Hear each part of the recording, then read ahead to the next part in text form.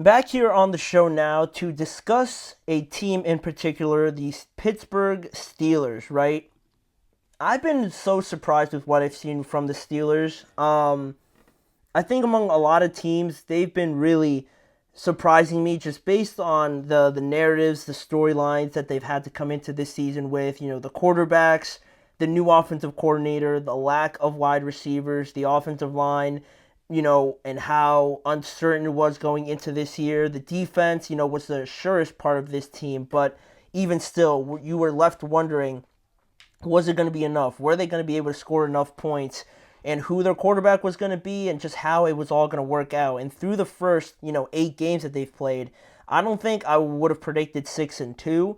And those two losses that they've had also were in tight games. It was a last second touchdown by the Cowboys, and also the Colts only won by 3 points. And those were the only two losses that the Steelers have had so far this year. And it started off the year with Justin Fields, and he did enough.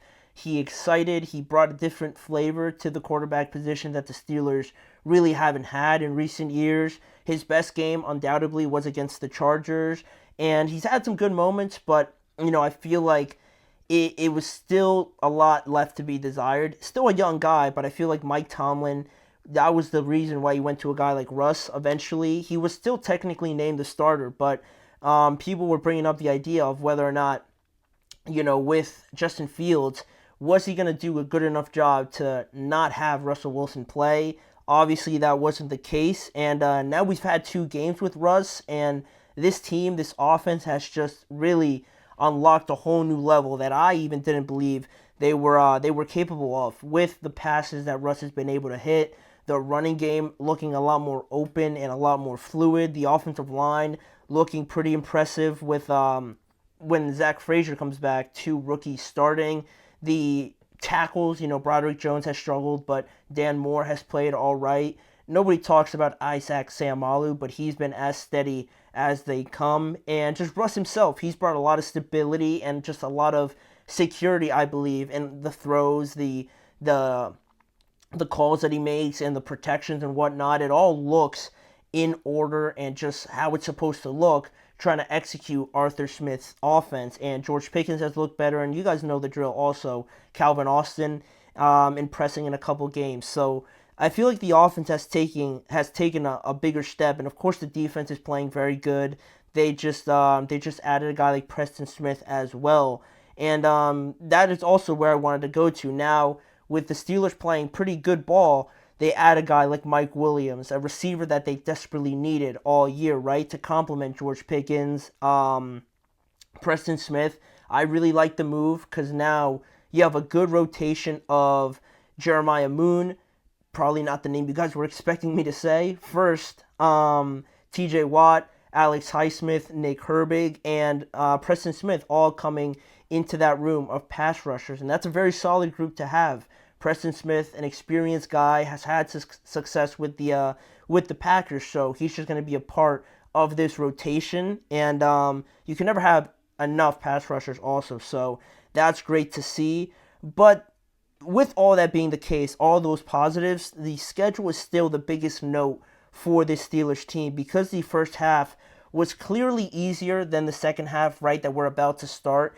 Just by looking at it, before the season started, you look at the first 8 games, you look at those group of games, and then you look at the second half, and just let alone without the records or any football being played, you look at the first group, it's not as tough as the second group, and also you throw in all the divisional games in the second half, the AFC North is as tough as they come in terms of the games, the atmospheres, and just the physicality of it all.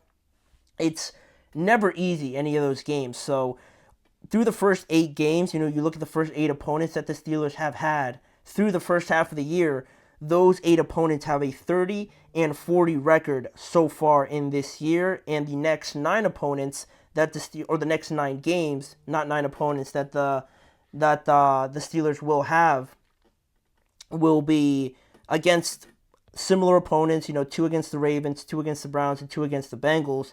That'll be something, so it's not 9 games, it's not 9 opponents, it'll be 9 games. And those 9 games, all those teams have a 33-19 record so far through this year. A very clear distinction there in terms of how good these teams are. So that's really it's going to be the litmus test really for this team and how they're able to stack up to this challenge, right, going forward. It's going to be a big test. It's obviously going to be a lot that the Steelers are we're gonna know a lot about this team, right, after this second half of the year. And looking at some of the opponents, looking at what the Steelers are gonna have to deal with here just a little bit, it doesn't get easy. Like we said, we talked about this Washington game going forward. They're a real team. They're a legit team this year. I think more people have confidence in them than they do the Steelers, but they are a new team, right? A lot of new pieces trying to fit together. Credit to them for starting this year very, very good. And they just added Marshawn Lattimore. Jaden Daniels is as legit of a quarterback as they come. And just looking at the rest of this team, they do have their flaws, though. A not-so-good run defense. They're allowing around 21 points per game, which is pretty good, honestly. And their offense, their defense might not be top 10 or top 5, but their offense surely is. Their offense is one of the best in scoring, 29 points per game, and in total yards, they have 392 total yards per game, which is also top 3 in the NFL. And also their running game is among the top in the NFL as well. And the Steelers are capable of winning this game. I believe that. I believe they're that good, but this game is a little bit of an uncertainty to me. I picked the Commanders to win, but in all honesty, this could be a win or a loss for the Steelers, so we're going to leave that up to a 50-50. Then you look at the Ravens, they're a juggernaut on offense, right? Their defense is a little bit suspect because their pass defense is pretty bad. It's actually the worst in the NFL in terms of yards allowed per game. Not very Raven-like, if we're being honest, but their offense makes up for it, right? They're averaging 31 points per game, which is only second to the Detroit Lions. And the biggest question with the Ravens is, are the Steelers going to be able to keep up with their offense? And that is the biggest question. That's the biggest part of it all. And, the Steelers defense, again, that's another question. Are they going to be able to stop Derrick Henry and Lamar and how good they've looked so far this year? And it's a fair question, but these games, right? The uncertainty you have with these games, sometimes it doesn't make sense. Like the Browns beating the Ravens makes no sense at all, right? But it can happen. We've seen these results play out. And we're going to talk about it a little bit in the preview to the Ravens and the Bengals game. So, in all honesty, I believe these two teams will split. I think the Steelers are good enough to at least split with the Ravens in this game, and or in this series, I should say, because they still have to play twice. So that could be a win and a loss in this series with the Ravens. Then the Browns, I just mentioned the level of uncertainty with these games. The Steelers should beat the Browns. They played phenomenal against the Ravens, but they just got their butts kicked against the Chargers. They're not a great team. They just traded away Darius Smith as well. The Steelers should have 2 wins there. That's the most confident I'll get about this second half of the year. They should win both of those games. Then you look at the Bengals, another tricky team, kind of like the Commanders. Very good offense, but their defense has pretty much let them down. Their running game hasn't been great either. I think they're averaging still less than 100 yards per game.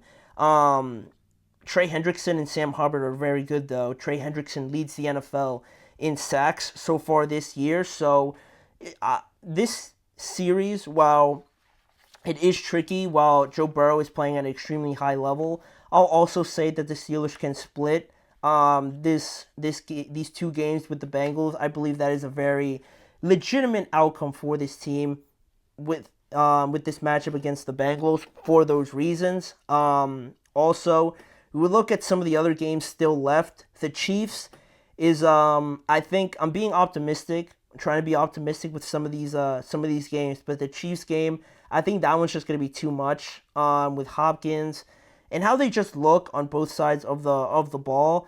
That could be a loss, a definitive loss. I do expect the Steelers to lose that game, just realistically. So that could be a loss. And the Eagles is another unpredictable game. They have talent all over the place on both sides of the ball. They finally look like they're kind of get it into groove here a little bit. So their defense is actually top 10 against the pass and against the run and in points allowed. So they are a very good team. And if the Steelers win or lose that game, that one's also about a 50-50. So right now we're looking at about, we'll say the Steelers lose that game, right? Because it's in Philadelphia.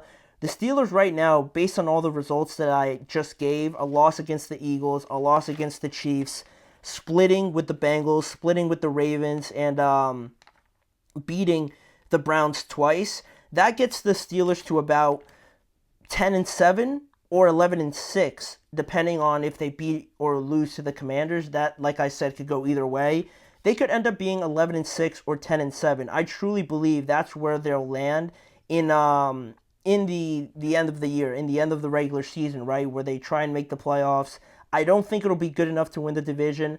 I admit that. I think the Ravens still are the favorites. I'd be more surprised if the Steelers win this division than if they don't at this point, because the Ravens have just looked like a more dominant team. But in terms of whether or not this team can compete or really be legitimate contenders, I think that record speaks for itself.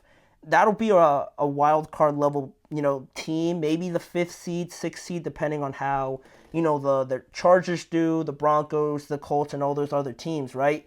That could get you the 5th or 6th seed, in my opinion. I think that's where the wild card teams will be in the AFC. So with that being the case, legitimate contenders, that also depends on what you mean by that, right? Does that mean Super Bowl? If that means Super Bowl, probably not. But if that just means playoffs, being a tough playoff team, I think the Steelers fit the bill. And I think Mike Williams, Preston Smith will do this team good. And the second half of the year, it's going to be extremely tough. They are fortunate to get some of their guys back, like Zach Frazier, Cordell Patterson, Cam Sutton is coming back from suspension, and you get these 2 new guys. I don't like putting hopes and expectations. I'm a pretty pessimistic fan, so I do believe that'll be their record, though. 11-6, 10-7. At the absolute worst, it'll be 9-8. Then maybe they don't make the playoffs at 9-8 potentially, but they're not going to be under 500 like maybe a lot of people believe. They're going to have a winning record around 500 at the absolute worst. I truly believe that. So now all that's left is just to go watch them play.